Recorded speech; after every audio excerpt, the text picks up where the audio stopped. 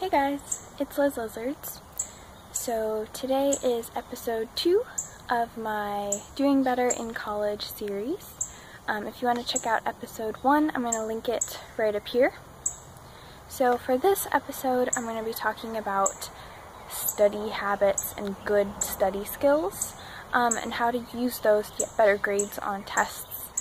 You can also use this if you're just trying to improve your knowledge in your everyday life. If you're not going to college and you want to learn more about things, some of these tips might be helpful for you as well. My first tip is going to be plan your studying ahead. So at the beginning of every semester, your professor or your teacher is going to give you a syllabus. And most professors, most of them, will give you a list day by day of when the exams are, and sometimes they'll even add in what each lecture is going to be covering. So once you have that, you can plan out how you're going to study for this class day by day for each exam one at a time. Now, if you have, for instance, an exam every 3 weeks, the way you can break it up is, say, every Monday, Wednesday, and Friday, you are going to sit down for 2 hours at the end of the day and review for this class. Now, sometimes the first couple of days you'll be like, oh, well, it's only been a few days, we don't have that much material, I don't need to spend this time. You will thank yourself so much later on if you spend that time early on in the beginning to read through the chapters, read ahead, write down your notes, go through all of it, if you've planned it out beforehand, because then you're not sitting there at the last minute trying to read through 6 chapters that are due for the exam when you could have done that way in advance if you had planned ahead. So planning ahead is super essential for doing well and for setting out a good study plan. Okay, so number 2 is rewrite your notes. What I feel really helps me sink in the knowledge into my mind and remember it really well is writing things down by hand. So what I'll do is I'll take really good notes during class on my computer, and then when I get back home, I have a spiral bound notebook that I will write down my notes, copy them out of the PowerPoint into this notebook. So I'll show you guys what I'm talking about with one of my notebooks for my herpetology class. So this here is my study notebook for one of my classes. So the first thing I do for each one is I put tabs for each of the lectures, and they're color-coded by exam. So this is exam 1, and then here starts exam 2. And then each of these different ones are for different lectures, like maybe a study guide or the homework, like working out the homework problems. For this in particular, these are lab days that we had special lectures. So I have my lab and my lecture work in this notebook. And then what I do is I'll write the date, the lecture, and then I will have all my notes for that. I also have color coding that is consistent through the entire notebook. So for instance here, all my genus and species names are in this color, all of my common names are in this color, and then all of my families are always in purple. So that way I can always count on that continuously through the notebook, so it's a little bit more organized that way. Something that I don't have just yet that I'm going to start doing is printing out the diagrams instead of hand drawing them and then writing in the labels myself, because some of these are not as accurate as I would have liked, like this frog. So I'm going to start printing out the diagrams instead.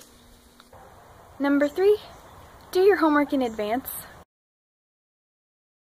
I know it sounds kind of dumb, but I find myself procrastinating a lot, and I know you're going to fall prey to it, but if you start on your homework the day it's assigned to you, then if you run into problems on your homework, you can email your professor, go to their office hours, and figure out what the problems are, so you can learn what you're doing wrong and what needs to be improved upon instead of going the last minute and copying off of someone's just so you can get the grade. So number 4 is going to be learn how to study for each class. Now, this is something that has taken me until I got to college to figure out that you need to learn how to learn in each class that you have. And every single class is going to be different, the best way to learn in that class. When I was in high school, a lot of teachers would say like, oh, you have to do Cornell notes to you have to turn them in for a grade, or you have to do the study guide and the outline and turn it in for a grade, because they wanted you to complete that work, but that wasn't always the best way for you to learn the information. Because some people are more visual, some people are oral learners with sound, some people learn better by writing out, doing note cards, whatever. So here are a couple quick ways that I have learned how to study, and I use these continuously throughout the year. I might switch them up halfway through the semester. I might be using more than one per class, but these are all ways that I've learned that are very effective for helping me retain information. So one is going to be, of course, note cards. And in my previous video, I talked about this program called Anki, which is spaced repetition software, where you can put in your note cards on there and it'll give them to you through this program to help you remember them. If you want to learn more about that, you can check out my previous video.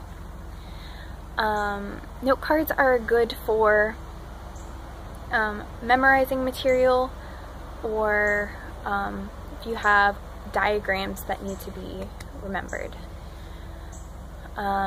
Number 2 is going to be outlining the book. So if you go through and you find out that your professor is basically teaching you straight out of the textbook, you can go before class, outline each section of the textbook, write down the main headings, and then summarize each paragraph and any bolded or keywords for that section. And when you get to class, you can only just kind of listen to what's being said and read through your notes that you've already taken. That's really helped me for some of these classes that are a little bit easier, because I can do the work beforehand and then just chill out once I get to class, and I don't have to worry about actively listening, because sometimes you get to class and you're exhausted and it's very hard to take notes, so this way you have a little bit of a backup. The next one would be doing practice problems. This is really good for math classes or classes where you have case studies that you need to do. It's really good for like physics and genetics and classes like that. Going through and doing the practice problems helps you see where you have gaps in your understanding, so that you can go through and figure out how to solve those problems. So when you come to the exam, it's not going to be a surprise when you're thrown this question that he didn't really teach in class, he just kind of went over how to do it, but he didn't show you how to do it. It's going to be very helpful when you get to the actual exam. And then, of course, reviewing the lecture material. What I showed a little bit earlier in the video was rewriting your lecture notes. What I do sometimes is print out the actual PowerPoint presentation in a 6-slide format on one-sided paper. So then you have a page with one side with the slides and the other side is blank. And then what you can do is you put it in a 3-ring and you have it open. So you'll do your slides on this side, and then on this side you can take notes on the slide, and I leave a gap on the bottom about 3 inches where I can write a summary for all the slides that were on that page. So you can get a general understanding of what's going on, and summarizing things really helps you to enforce the knowledge because you're trying to condense it in your mind. So there are a couple situations where you would have to use an alternative method that I haven't listed previously.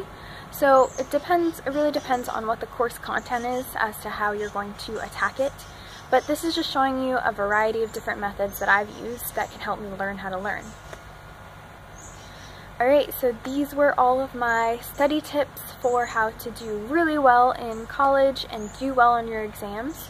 I hope you guys enjoyed this video, and let me know if you have any other ways that you have learned how to get good grades in college. Please comment them below if you have them. If you'd like to see the other videos in this video series, episode 1 is going to be over here, and this one is on websites that have helped me in college. And then the next and final episode, episode 3, on a healthy lifestyle in college is going to be right over here. Alright, so I will see you guys next time.